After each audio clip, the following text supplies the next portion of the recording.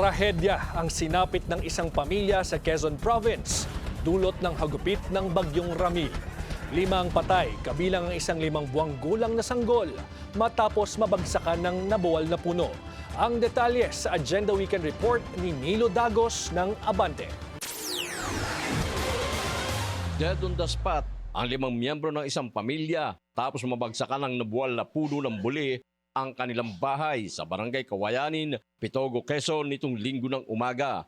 Sa inisyal na report ng Pitogo PNP, nasawi ang magkapatid na 11 anyos na batang lalaki at 5 buwang gulang na sanggol. Patay din ang kanilang mga magulang na parehong 35 anyos at ang kanilang lolo na 76 anyos.